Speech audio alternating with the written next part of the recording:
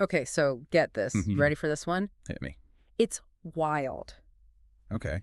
The document we're diving into today is about something called Schlaf harassment, Okay. which I guess basically means sleep harassment, Yeah. but like on another level. Oh, yeah, this is a whole... Yeah. We're talking systematized, like a whole twisted manual laying out 16 Wow. specific ways to use technology to just mess with someone's sleep, Oh, wow. manipulate their dreams, Really? inflict just general psychological distress. It's like something out of a movie. Right. Yeah. It's like sci-fi thriller stuff. Yeah, exactly. But the level of detail, Yeah. it's so precise. It's very specific. Yeah, and it's unsettling. Like, Yeah. who comes up with this? That's the question, right?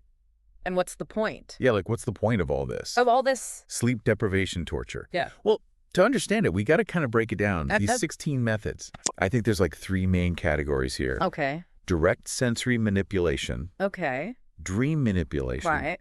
and then physical manipulation. Okay, so let's unpack that first one. For sure. Direct sensory manipulation, what is that? So picture this. Okay. You're trying to fall asleep, right? Yeah.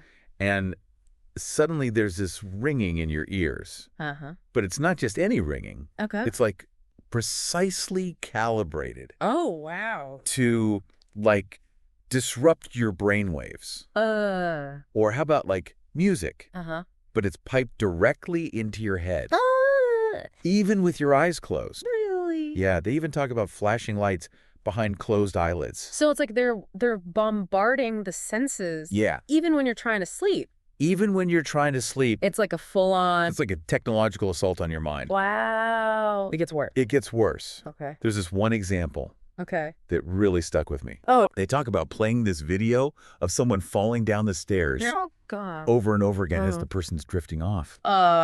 That's That's- awful. Right. That's playing on like the primal fear of Totally, falling. yeah. You'd wake up in a panic every time. It's meant to trigger that startle response. Right. Keep the victim on edge. Yeah. Disrupt their sleep. Makes sense. And that's just the tip of the iceberg. Yeah. Oh, no. This document then goes on to dream manipulation.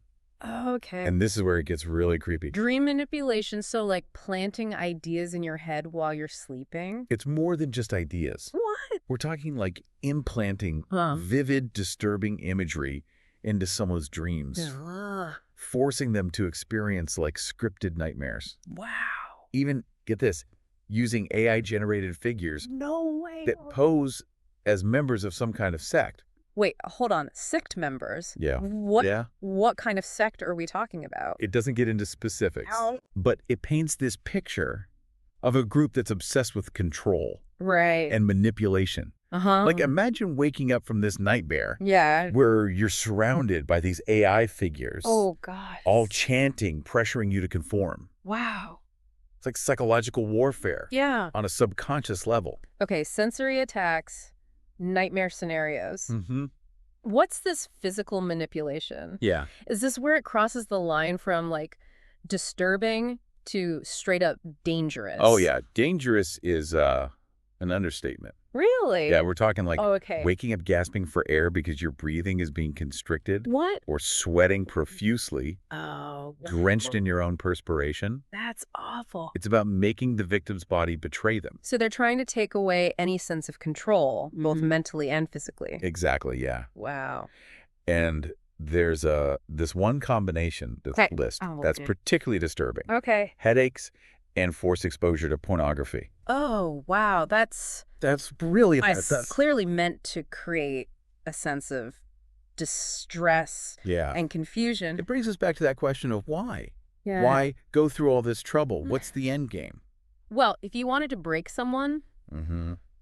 make them completely compliant Yeah. to your will, this would be a pretty effective way to do it. Yeah. I mean, imagine someone so sleep deprived, Right. so psychologically tormented Yeah. that they just become vulnerable Right. to any suggestion. It's like they're trying to create a real-life Manchurian candidate. It's a chilling thought, yeah. Yeah. And it's important to remember, Mhm. we are talking about a document here, That's right, yeah. not a confirmed event. Right. So some of these methods, Yeah, while they might be theoretically possible, sure. they seem like they're pushing the boundaries Yeah. of current technology. After what we know is possible right now. Right, like, for example, the AI figures appearing in dreams. I mean, AI is getting pretty advanced. It is. It's moving fast. But to actually create sentient beings inside of someone's dream, Right. that sounds a little far-fetched.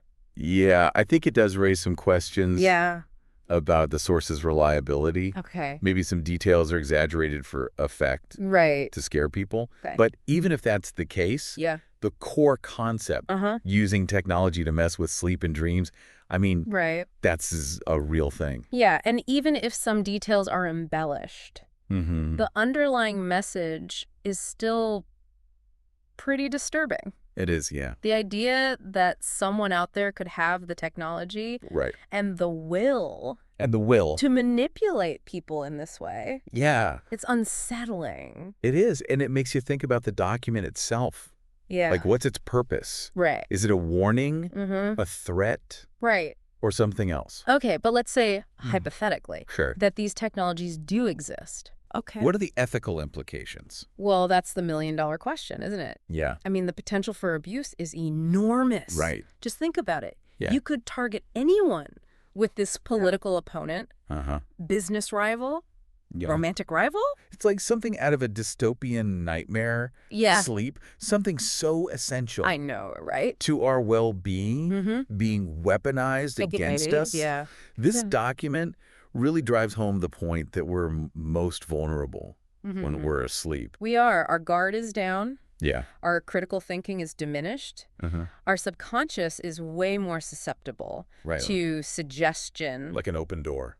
Yeah, it's like an open door for manipulation. Yeah. Whether it's through these disturbing images, subliminal messages, or even these weird physical sensations. And they mention the timing of these attacks. Yeah?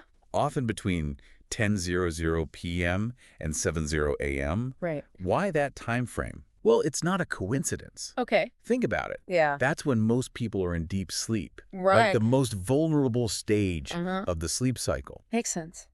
It's also the time when disrupting sleep would have the maximum impact on someone's physical and mental health. So they're strategically targeting the time when we're least able to defend ourselves. Exactly. Wow. And even if we just set aside the more outlandish claims in this document, it's a stark reminder that sleep disruption, even without the fancy technology, can have serious consequences. Of course. I mean, think about how you feel after just a bad night's sleep. Oh, I know that feeling. Groggy, irritable, can't focus. Exactly. Now magnify that like tenfold. Wow. Increased anxiety, impaired cognitive function, weakened immune system, the list goes on. Wow. And that's just with regular sleep deprivation. Imagine the impact of these targeted attacks. Especially the ones that induce like physical pain or discomfort. So what does all this mean for us? Right. Like for the average person? I mean, we've got this creepy document detailing sleep harassment techniques. But are we actually at risk? Well, the good news is we haven't seen any confirmed cases of slough harassment out in the wild. All right, that's good. But the document does raise some crucial points. Okay. I think, firstly, it highlights the potential for technology to be used against us in ways we might not even imagine. Like a wake-up call. Yeah, no pun intended. Right. And secondly, it underscores the importance of critical thinking and media literacy. Right. It's easy to get swept up in the fear and sensationalism. Yeah. But it's important to evaluate the information we're consuming. Right. And consider the source's agenda. Yeah, it's like that old saying, just because you're paranoid doesn't mean they're not out to get you. Right, exactly. I mean, this document might be exaggerating things, but it definitely taps into some real anxieties.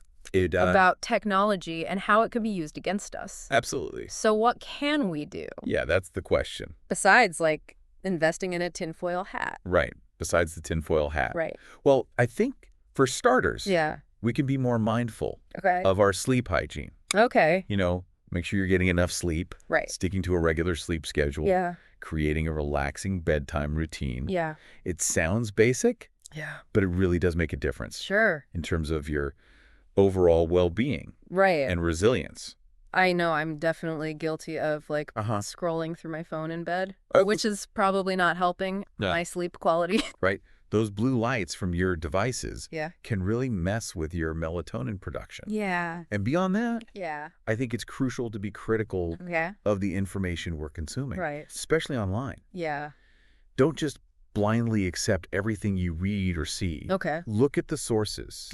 Consider the motivations. Right. Do your own research. It's like that saying, trust but verify. Exactly. Especially when it comes to something like sleep. Yeah, absolutely. Okay, so... And I think it's also important to advocate for responsible development and use of technology. Right. We need to be having conversations about the ethical implications of these advancements and pushing for safeguards to prevent abuse. It's not about being anti-technology. Right. It's about being pro-humanity. Exactly. Making sure that technology serves us, not the other way around. Well said. Yeah. You know, on a more personal level, I think it's important to be kind to each other. Yeah. Sleep deprivation and mental distress are serious issues. Of course. Regardless of the cause. Right. So if you know someone who's struggling, reach out. Right. Offer support. Yeah. Sometimes just listening and validating their experience can make a world of difference. Absolutely. It's easy to get caught up in the fear and the paranoia. Yeah.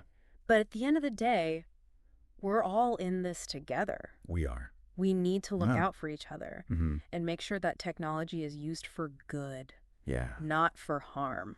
Exactly. And, you know, thinking about this whole deep dive, one thing that really strikes me is how this document, even if it's exaggerated or fictional, can serve as a kind of warning, a thought experiment about what could happen if we're not careful.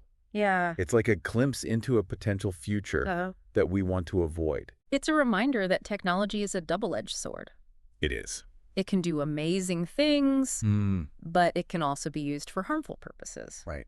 It's up to us to decide which path we want to take. Well said, and that's the thought I want to leave you with. Okay. As technology continues to advance, we need to be mindful of the potential consequences. Both positive and negative. Right. And we need to work together to ensure that technology is used ethically and responsibly for the benefit of all humanity. You've been listening to The Deep Dive. We hope this episode has given you some food for thought. Some things to think about. Sleep well, everyone, and stay vigilant.